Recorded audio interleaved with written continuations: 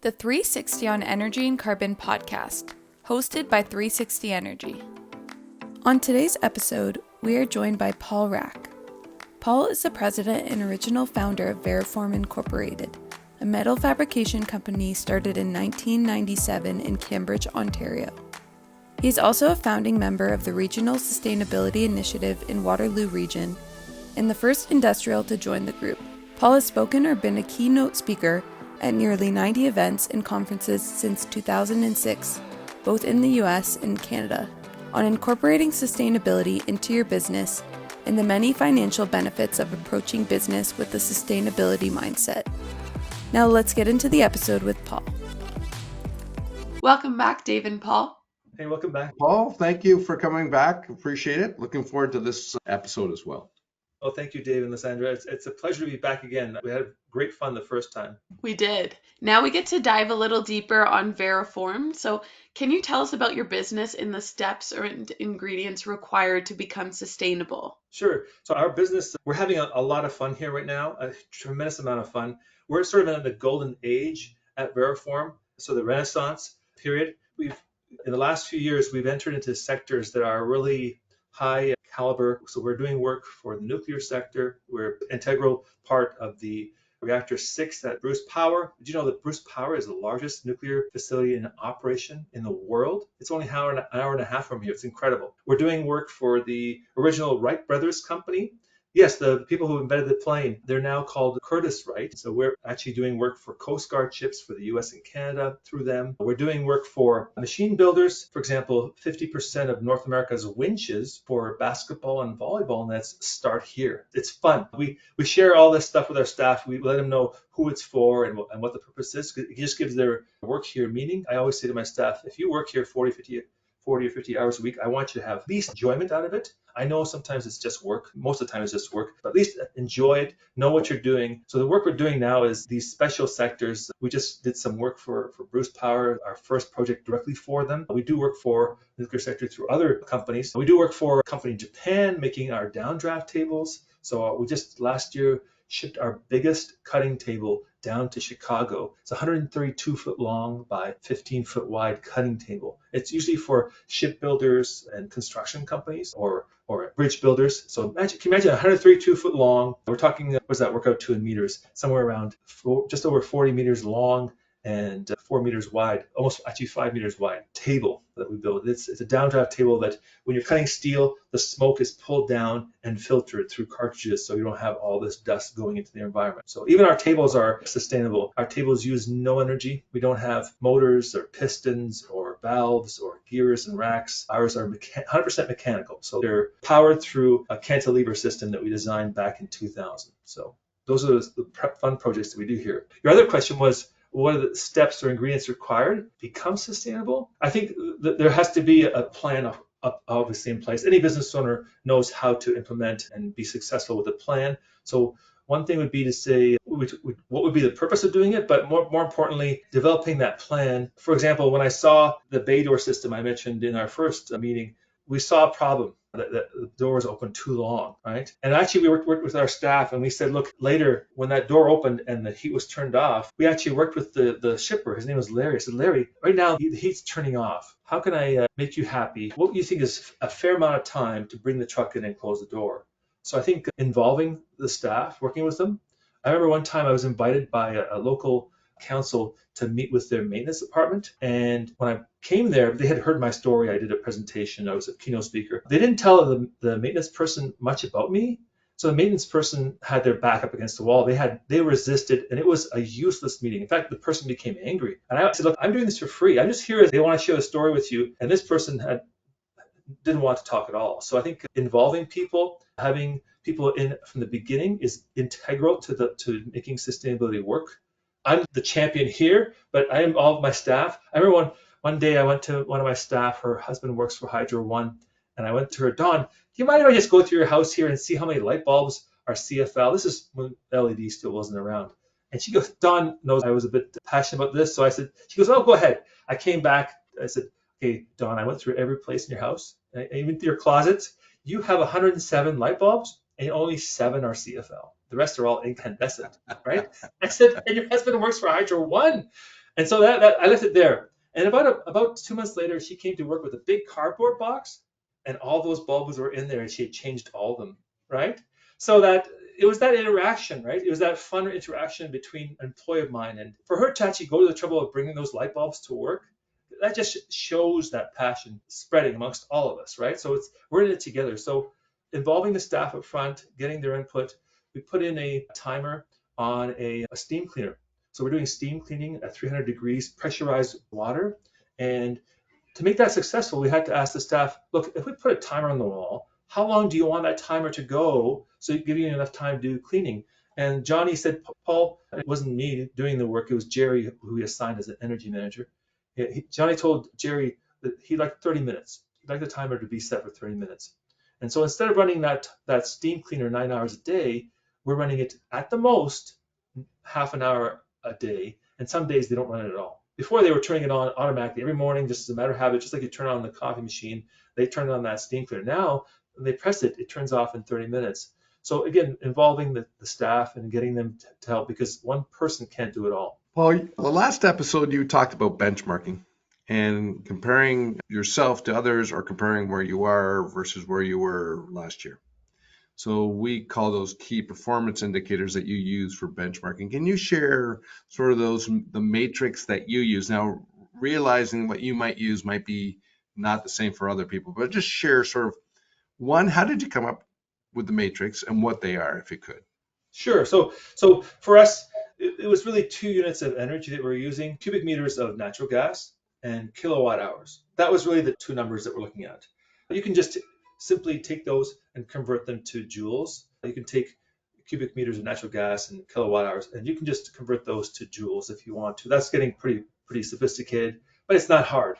So we started off with spreadsheet. We put in our projects, we did an analysis. You can actually put in online how many kilowatt hours are you using per year. That's easily gathered from your bills from your hydro supplier. Then cubic meters of natural gas. You can also get the cubic meters, and those 2 you can input, and it'll tell you how many tons of greenhouse gases your company's responsible for. Now, what I want to stress is, and the business owners love this part, is that if you don't want to talk about greenhouse gases, let's talk about how much those greenhouse gases are costing you. That's really where I think I see a lot of business owners really jump in and start to understand, okay, this is an opportunity for our business. We know how much we're using in terms of electricity. We know how much natural gas. We know the dollar amount, how much we spend on those 2 things per year. And we know exactly how many pounds of or kilograms of CO2 are produced by those 2 items as well. So we can actually figure out how many dollars are we spending per ton of emissions, right? So we've calculated that our emissions are $900 per ton.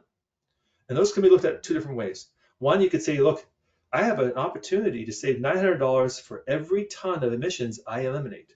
Or I'm losing $900 for every ton of emissions that we're producing, right?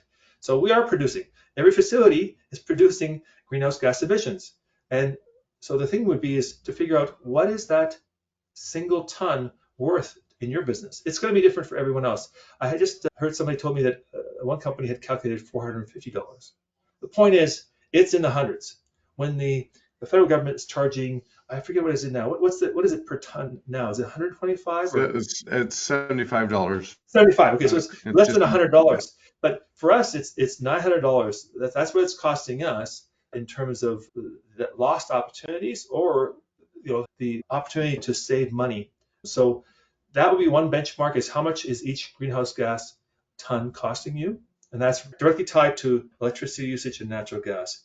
But in our case too, we also looked at how much product we're shipping out the door per unit of energy. And for us, we're now shipping more than 3 times as much product out the door for every unit of energy. So we've actually cut our inefficiency down by over 66%. So just, the key ingredients are the energy inputs, but then you're tracking production in concert with the amount of joules, whether it's electricity or natural gas. You're not just using the actual energy usage, you're also converting that to based on your production requirements, and that you're using that as a KPI. And it's as simple as sales, right? On the income statement, the revenue, your sales revenue, and dividing that by the energy. And I say that because it's quite easy for your accountant to figure that out for you. And getting the accountant involved, that's going to help get things going too. Because once the accountant sees how much is wasted, I cannot believe that most business owners think that whatever they pay for electricity per year and natural gas is a set amount and that's not something they can affect. Most owners I found didn't realize they could actually have some control over that. They think that's an automatic cost. It's the fixed overhead. Actually, it's not fixed. You can actually drive those numbers down. I mean, for us to reduce our energy in terms of electricity by 72% while we more than doubled the facility size, we've actually cut per square meter, we've cut electricity usage by 90%. That's incredible. We have more than twice as many lights, more than twice as many welding machines, bigger presses, and we've actually cut energy usage down by 90% per square meter.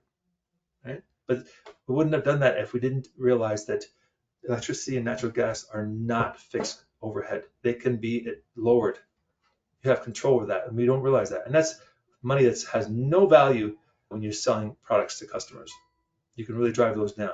To get them down to zero, you'd have to put in special things. But if you drive by our facility, there's no wind, there's no solar, there's no geothermal. You don't have to invest in those technologies. We've done 100 projects using very elementary technology like limit switches and timers and motion sensors.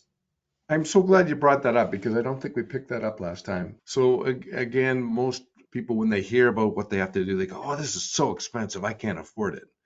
But what I'm hearing you say, and I don't want to put words in your mouth, what this doesn't have to be expensive. In fact, did you find a lot of this stuff was really no cost or low cost? It was just a knowledge base that you had to have so you knew what to do and when to do it. That's what created the savings.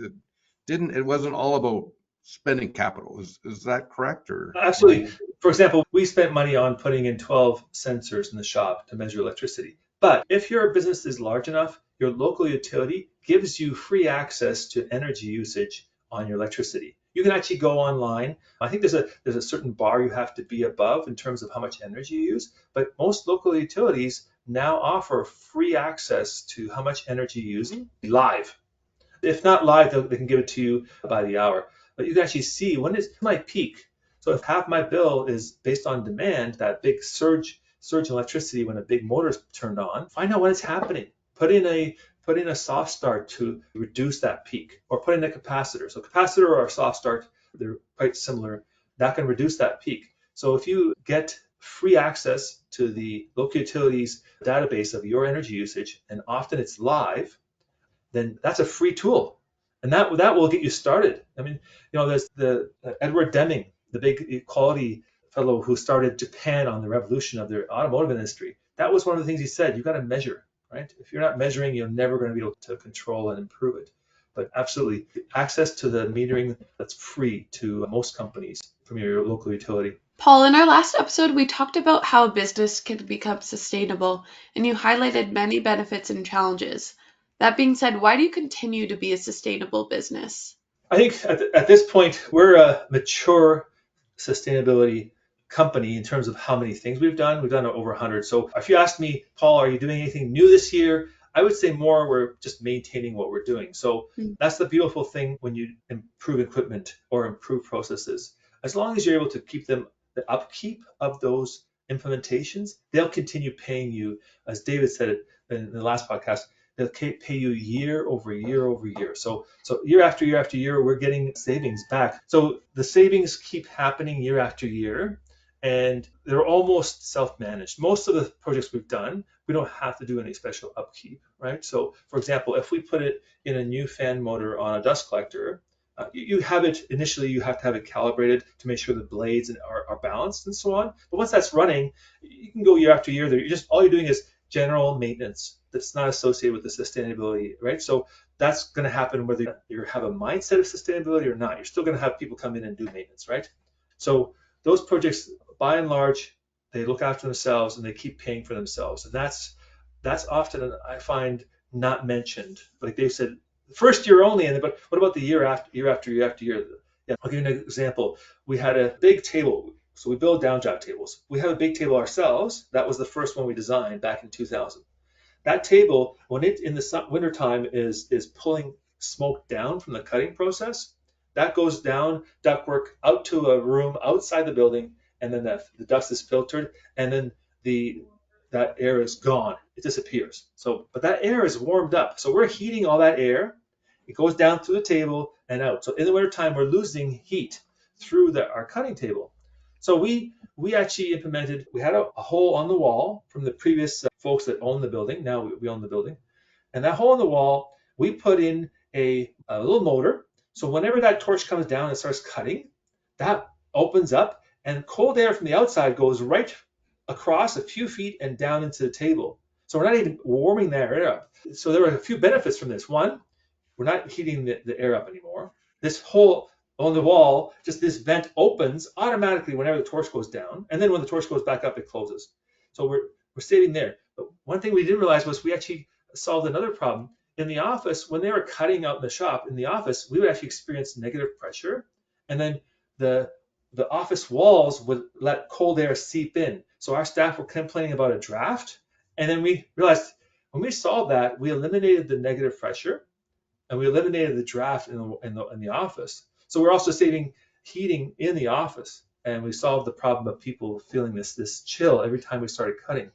So those little things, instead of burning natural gas, now we're just taking air and not having to warm it up. And plus, we're not feeling cold in the office every time that machine runs. Simple project, but we don't think about it anymore. I think it's been 8 years since we implemented that. We do not think about it. The only time I think about it was one of the limit switches died and we didn't realize it had turned off, or the limit switch became adjusted by accident too high or too low. That's the only time we've thought about it. But otherwise, it's been running for 7 or 8 years without any more money put into it at all, and it just keeps saving us money. So, Paul, your story is fascinating, and quite frankly, from my experience, to be celebrated, because to do what you've done and continue to do for 17 years it's just unheard of from typically, just to be clear. And so that's why we're excited. But can you, what is the magic sauce? What have you done to enable, it seems to me you're passionate, but how have you kept this culture and this mindset? How do you keep your employees engaged in thinking this way over the last 17 years? What's the magic sauce? Can you share with people if they want to undertake this journey? What do they have to do to make this happen, to make it sustainable? I know that there's still that reminder to the team. Look, guys, we are going to buy 100% recycled paper. Now, that's a policy, right? It's there. We always buy 100% recycled paper. Somebody said to me, "Why are you spending more money on that? It's actually it costs you more than regular." I said, "You know what? If I can't take some of the massive amounts of extra profit we're making now and spend it on 100% recycled paper, then I'm not doing the right thing. Just trying to save money is one thing, but let's support new technologies. Like, for example, being early adopters into electric cars and so on. We were one of the first ones to buy a Prius. The Toyota dealer fellow said to me, "Why would you want to buy a Prius until gas goes over $1?" Well, I'm sorry, I saw $1.60 this morning on the way to work, right? So we do have to keep reminding ourselves here of these initiatives. And for example, we only buy used all-in-one printers for the office to use because there's a lot of good quality equipment out there at a fifth of the price of brand new. So we don't buy new equipment because we know that that's going to create more demand, more mining, and more resources and so on. So we do still have to maintain and remind the team that when you're buying new computers, they have to be efficient and so on. But your question was, remind me your question, Dave. How have you kept this magic on sustainability going for 17 years? Okay, what has happened? Okay, so one of the things that we did was instead of me being the champion, because I am busy, with my daughter getting to an age where she's at home, I have to drive her to violin lessons. I have a dog to run and exercise. My wife and I go biking on the weekends. So I implemented an energy team. It was simple. A lot of companies I see, what they do is they get the maintenance person to be the energy manager. It's not a bad thing, but the problem is they've got already their workflow is quite heavy. So I think you've got to pick wisely. Maybe somebody in accounting and maintenance possibly working together. Having one person in charge is hard, but then sometimes businesses are small. You can only have one person in charge. But having a team, one of the things that we did was we actually implemented ISO 50001, which is an energy management system, like ISO 9000 is to quality. ISO 50001 is to energy management. The problem was we were the fourth company in Canada to be certified to the ISO 50001, and there wasn't a lot of people adopting it. So we actually, after a few years of doing ISO 50001, and we set some really good rules, we said, look, every year, because we've already got things quite lean, we're going to look for the two worst offending pieces of equipment in the shop and try and reduce those by 10%. That's a manageable goal. So we're going to look at our 12 monitoring centers, pick the two pieces of equipment that use the most energy, and work at reducing those by 10%. And there's been years where Jerry said to me, Paul, it's impossible. And he uses a trick to fool himself into actually finding solutions. He'll actually get those solutions again at the end of the year just to prove himself wrong. And so he sets the bar low, but he always exceeds it. And I love the way he works because he's the devil's advocate. Can't be done, but he always finds a way to do it. And one year he actually did find 4 projects to do, and they were actually improvements of past projects. And I didn't even see those as being possible. And he found ways to reduce. I think one of the projects, I wish I had the specifics for you, but he reduced the demand on that piece of equipment by 50%. And so he used reverse psychology on himself in that case. But we actually canceled 50001. We're actually going B Corp, because B Corp is much more complete in terms of the approach. How are we benefiting the community? How are we involved with the community? How are our staff doing mentally? How are they doing financially? Providing them good services and education, right? So you're spending a good portion of your life here. It shouldn't just be work. It should be good work that gives something to you, right? A takeaway, right? We give our subsidized courses for our staff, and the courses don't have to be work related. We think that a person learning whitewater rafting will actually be a better employee here than a person who just sits on the couch and watches TV. So we say, guys, we don't care if the course is not related to work. We want you to be happy and expanding and growing yourself, developing yourself for whatever reason. If you want to take your child to a camp or something, let us know. We'll help subsidize it. So back to your question of how do we continue sustainability? We've tried different certifications like ISO 50001, but right now we think B Corp is a big one. And having a team, it was actually two staff who are energy managers here. Excellent. Thank you for that, Paul. Welcome. It's been great having you on as a guest, Paul. What is the biggest takeaway you can give our listeners from this episode? The biggest takeaway is that you've got to get things started. Start with a good project that has a high level of success possibility. Measure it and just try to repeat it. And remember, our secret is having done 100 projects, 100 plus projects, right? The secret is not to stop after 3 or 4 good projects and stop, is to keep going. In the early stages, we were doing 2 to 3, sometimes 4 projects a month because there were so many, right? So, and until you do those projects, there's going to be a lot of benefits you're not going to realize until you do them. It's impossible to see the benefits of every project until you do them. And in our experience, the simple one and a very trivial one was that coffee machine, right? The co-op student came into that coffee machine. The better coffee, right? No more burnt coffee, less coffee grounds. We got rid of the rental machine. So that one project showed that by looking at it from a sustainability mindset, that we could actually find a solution we'd never thought of. I never would have thought of buying a vacuum coffee maker. But yeah, it's just the staff love the technology. It's simple technology, but they love having a good coffee. And then having the sign above that shows this piece of equipment paid for itself in a matter of, I think it was 2 months or 3 months, that coffee machine. But that's an only example. Again, it's quite trivial, but you can expand that to anything in the shop, whether it be motors or bay door systems or dust collectors or HVAC on the roof. Get a good project, have the numbers behind it. My presentations are typically called "It's all in the numbers."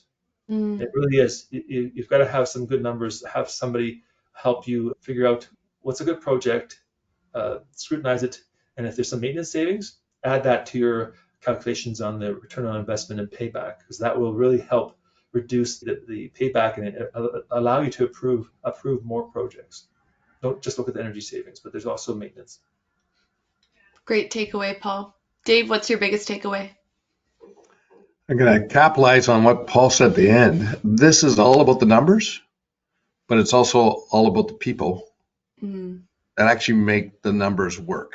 And by empowering, it sounds like by Paul empowering his staff to participate, and they are able to do things that they, maybe weren't asked to do before, and they love doing it. They get a chance to exercise and do what they love doing. It seems to me it pays off dividends, and it doesn't matter what size organization you are. It doesn't matter, and it doesn't matter if you're in manufacturing, as Paul stated in the first podcast, or in some commercial enterprise. It's that simple, but it's not typical, and so it's a different way of thinking. And Paul, I want to thank you for sharing your experience and what you've done, because I think a lot of people are going to start thinking about, wow, what if he did that? What could we be doing? So thank you for that. Well, thank you, David. And Lysandra and Dave, watch out for the 100 list. We want to get it done with McMaster. And when we get the 100 projects documented, it's a huge spreadsheet. Imagine 100 rows. And then each row will have 5 or 6 questions. Well, how much did it cost? How much does it save? What's the emissions savings? And what are the pros and cons? And what's the lessons learned? That's 6 cells for 100 projects. That's 600 cells I've got to fill in with the McMaster graduate. But once we do that, we'll have that across Canada through Globe and Mail, the National Post, and so on. That we're the first industrial facility in Canada, possibly North America, who's documented 100 plus projects and how it affected maintenance costs, employee retention, and energy savings. Those are the 3 areas that we looked at. And it's saved us over the last 17 years since my daughter was born and we started all this. It saved us over $2 million. And I think we're probably closing in on $3 million. Last year, our sales were up over 50%, but our energy costs only went up by around 13%. So it tells you how efficient our operations are, that we can actually produce that much more product, 50% more, and not have 50% more energy use. It's amazing. To our listeners, I think this echoes: stay consistent. What seems like a heavy lift in the beginning becomes how you do everyday business. And your business can also have 100 projects where you've saved on electricity and energy. So yes, yeah, right. You have to start with a few, but not everybody's going to get to 100. They'll get to 100 later. but just even a dozen or more, you'll see that there's more. Doing a few will get you more.